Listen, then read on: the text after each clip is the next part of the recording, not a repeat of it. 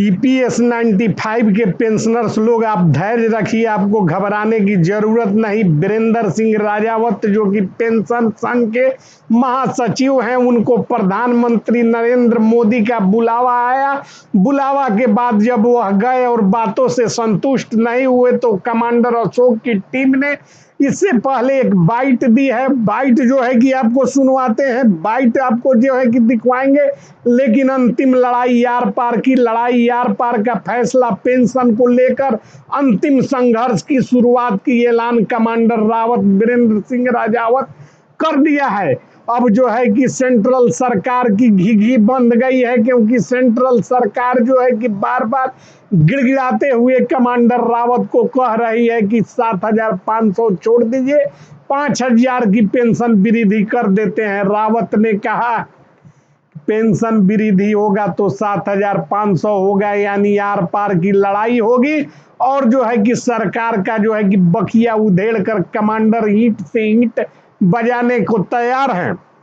तो पूरा खबर आपको सुनवाएंगे, कमांडर रावत की बाइट भी आपको सुनवाएंगे कि किस तरह पेंशन को लेकर जो है कि हाहाकार मची हुई है, सरकारें पूरी तरह से हिली हुई है। उससे पहले जो है कि आपको बता दें कि उनका कहना है कि पेंशन जितना है, क्योंकि आपके देश और देश के प्राइवेट प्रीविडेंट फंड जो ईपीएस 95 है वो क्या कह रहा है, उसको 1,000 घोषित हुआ है और जो है कि 800 भी नहीं मिल रहा है। उसके पास लाखों मजदूर हैं नीचे फेंके हुए हैं, उसकी जो है कि बद से बदतर हालत है, उसकी गिनती लाखों में नहीं है, लगभग 1 करोड़ बनती है जो उसे काज हो रहा है। अपनी लड़ाई का जितना जरूरी हिस्सा था ईपीएस 95 को लेकर जो है कि परेशानियां बढ़ चुकी हैं।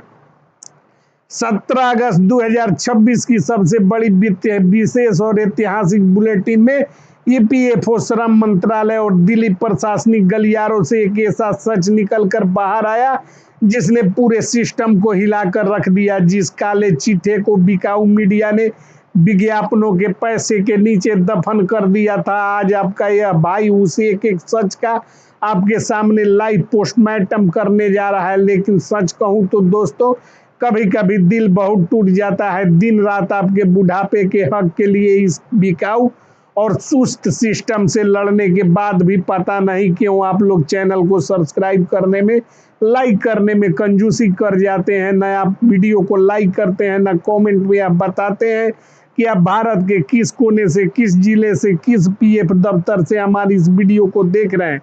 खैर, आपकी मर्जी, शायद सच बोलने वालों को कीमत आज कुछ नहीं है। लेकिन याद रखिए, आप साथ दे या न दे, यह भाई आपके हक के लिए पीछे नहीं हटेगा।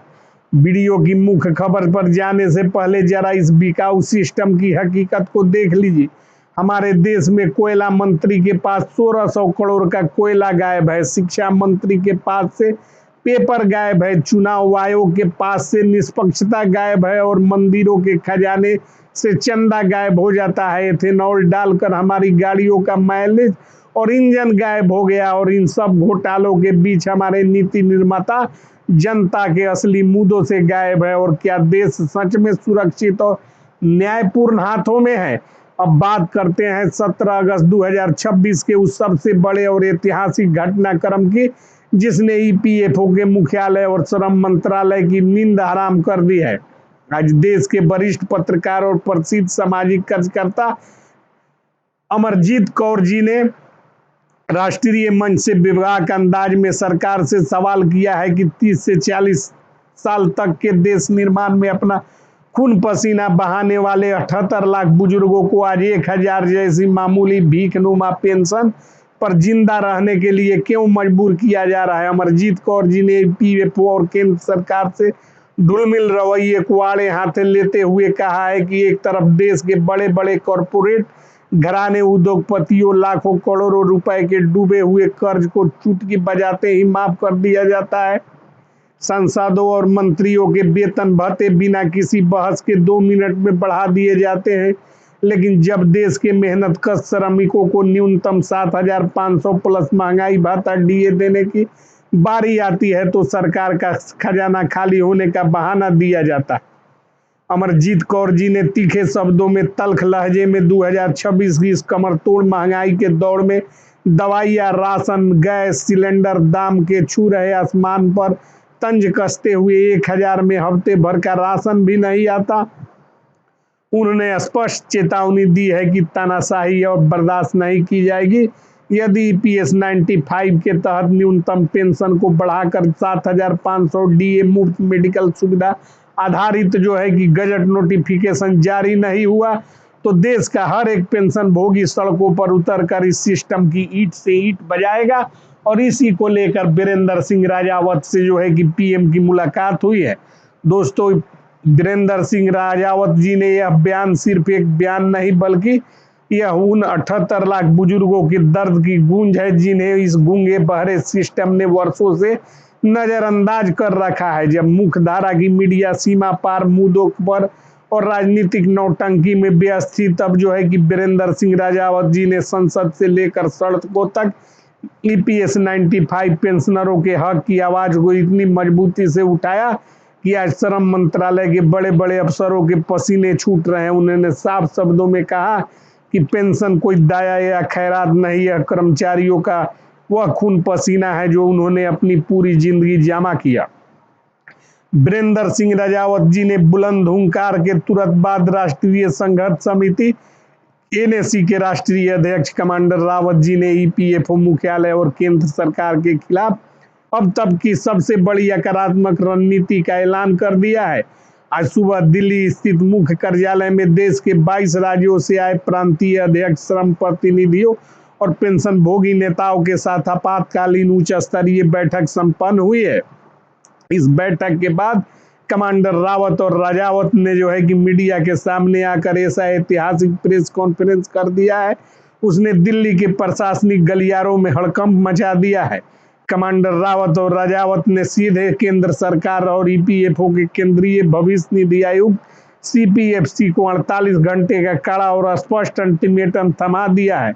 उन्होंने साफ शब्दों में ललकारते हुए कहा है कि अब गिड़गिड़ाने और हाथ जोड़ने से, अधिकारियों को ज्ञापन सौंपने से जो है कि पूरी तरह समय समाप्त हो चुका है। अब जो भी बात होगी वह ऑन द स्पॉट होगी। रावत और राजावत ने अल्टीमेटम में मुख्य रूप से 3 बेहद गंभीर मुद्दे, जीवन मरण की स्थिति से जुड़ी शर्तें रखी है। पहली शर्त, रुकी हुई जुलाई की पेंशन तुरंत ब्याज सहित बहाली। 17 अगस्त 2026 यानी कि अगस्त का आधा महीना बीत जाने के बाद भी 76 लाख से अधिकांश ईपीएस 95 पेंशनरों के खाते में जुलाई माह की पेंशन अब तक नहीं पहुंचना बड़े खेद ही और क्षोभ का विषय बताते हुए राजावत और रावत ने जो है कि ऐलान किया है कि अब जो धरना और प्रदर्शन होंगे वह काफी व्यापक तरीके से किए जाएंगे।